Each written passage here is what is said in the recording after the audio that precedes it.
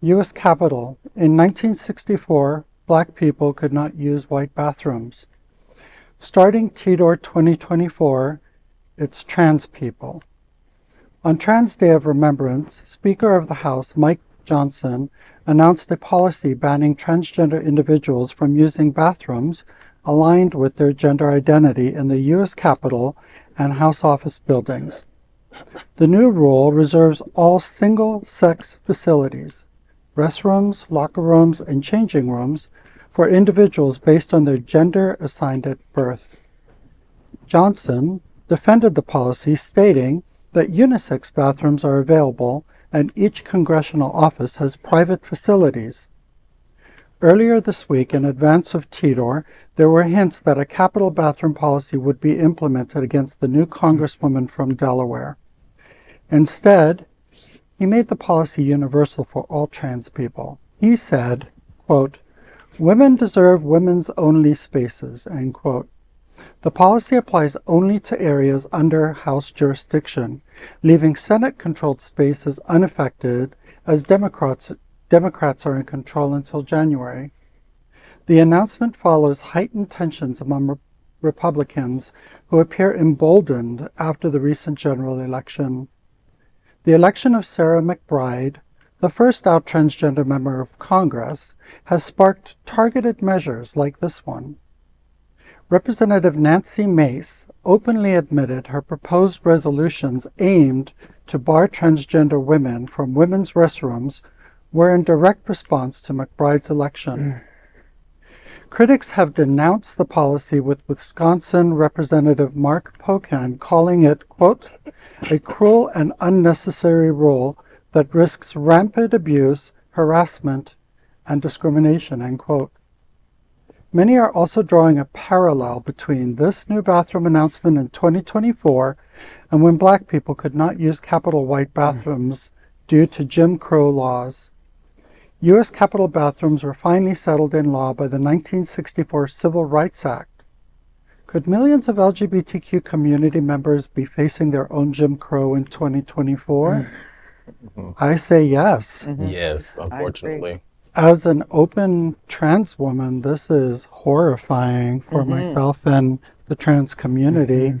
I transitioned 12 years ago, and I have never had an issue going into a woman's room or a spa or anything of that nature.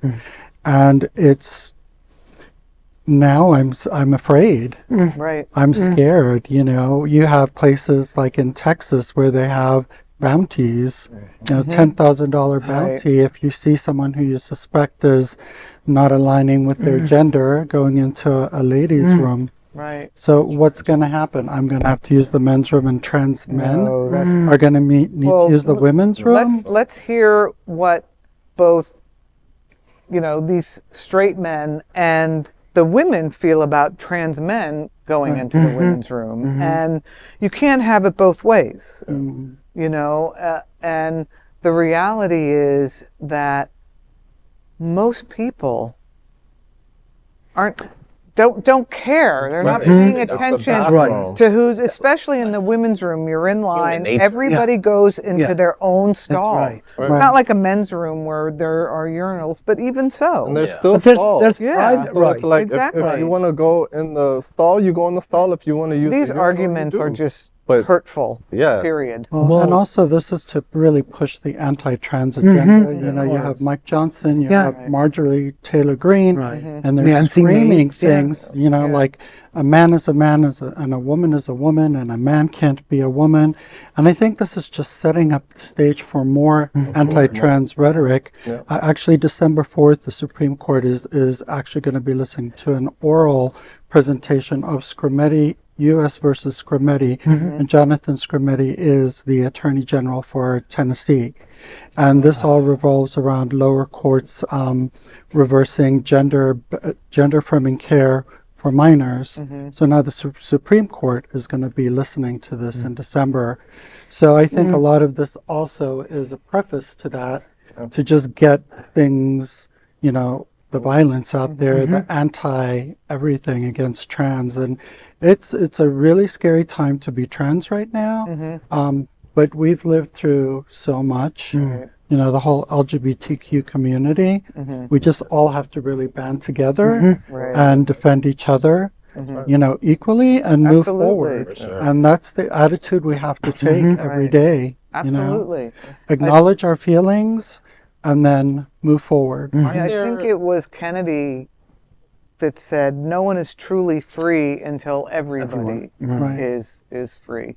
Aren't there bigger issues at hand, though? Aren't Of we? course there are. With Yes. China, Of course. isn't there a illiteracy issue in Yes. America? There has to A be an homelessness enemy. issue. There has to Yeah, be an they're looking enemy. for And scapegoats. right now, Yeah. It's the necessary. trans community. And the timing of this on TDOR just shows how hateful little Mike Johnson truly is. But it's not surprising because he aligns himself with evangelicals. Right. So there's nothing surprising about it.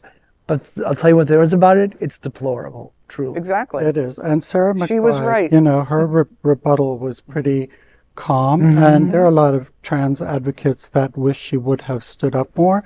But she made the point.